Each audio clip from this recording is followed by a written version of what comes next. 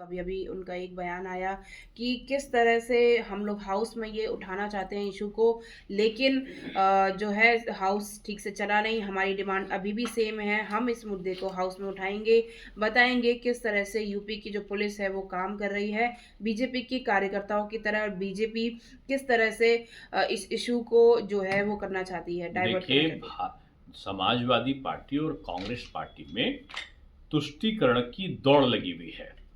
कौन कितना ज्यादा तुष्टीकरण का खेल खेल सकता है, इसके लिए दोनों अपने अपने प्रयास कर रहे हैं।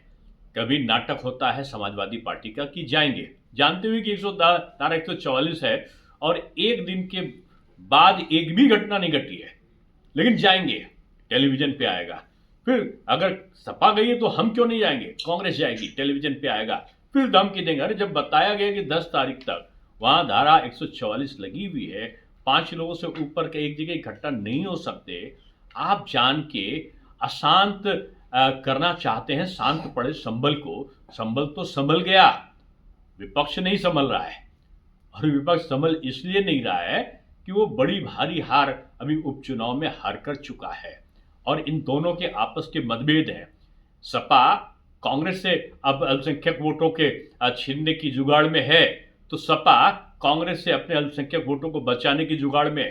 भाजपा सबको नागरिक मान के बराबर से अधिकार देने के अपने जो वायदे हैं उस पर काम कर रही है। इसीलिए अब अल्पसंख्यक भी भारतीय जनता पार्टी के तरफ कुंदर की, रामपुर ऐसी जगहों पर भाजपा को जिता रही है। जानते हैं कि कांग्रेस और समाजवादी पार्टी ये छदम बेसुरूपी है, इनको केवल वोट चाहिए, चाहे वो दंगा करा के मिले, चाहे वो झूठा भ्रम फैला के मिले, ये वोट के लालच में कुछ भी कर सकते हैं। मैं समझता हूं कि इन दोनों के जो बयान है संभल के बारे में बिल्कुल असत्य है। माननीय न्यायालय में ये मामला लंबित है और आयोग ने अपनी का निरीक्षण किया है, जो सरकार के द्वारा एक उच्च स्तरीय आयोग हाईकोर्ट के न्यायाधीश, रिटायर्ड न्यायाधीश के नेतृत्व में है। उन्होंने अपनी निरीक्षण आख्या उनकी आनी है, उसका इंतजार करना चाहिए। सर, बात ये भी हो रही है कि अखिलेश यादव लगातार बीजेपी पे एलिगेशन लगा रहे हैं संभल में जो घटना हुई उस पे। हाँ, वो हारे हैं बीजेपी से ही, कुंदरकी में हारे जहाँ 65% अल्पसंख्यक है, तो आरोप किसी पे थोड़ी लगाएंगे। अब कांग्रेस तो समाप्त हो चुकी पार्टी है, वो क्षेत्रीय पार्टी से भी छोटी पार्टी हो चुकी है, तो कांग्रेस पे तो आरोप लगाएंगे नहीं, बसपा पे आरोप लगाएंगे नहीं। उनको लगता है कि अगर हम भाजपा पे लगाएंगे तो कम से कम भाजपा के साथ में उनका नाम भी आएगा, इसलिए समाजवादी पार्टी हो या कांग्रेस हो, वो बारी बारी से भाजपा पर ही आरोप लगाते हैं। सर, एक इशू बांग्लादेश को लेके है, जहाँ पे जिस तरह से अटैक हुआ, उनके एडवोकेट पे भी कल रात हमला हुआ, उसे कैसे देखते हैं। बांग्लादेश अराजकता के दौर से गुजर रहा है।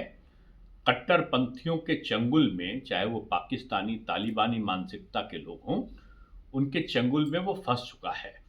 और जिस प्रकार से उसने, जो वहाँ इस्कान के शांतप्रिय लोग थे, उनके साथ जिस प्रकार से अत्याचार किया है, और जो अल्पसंख्यक हिंदू हैं जिस प्रकार से उनके साथ में मारकाट कर रहे हैं, मुझको ताज्जुब होता है कि एक भी सपा हो, कांग्रेस हो या कोई अन्य दल का हो, एक भी व्यक्ति के मुंह से एक शब्द उनके लिए नहीं निकला है, क्योंकि अल्पसंख्यक हिंदू है।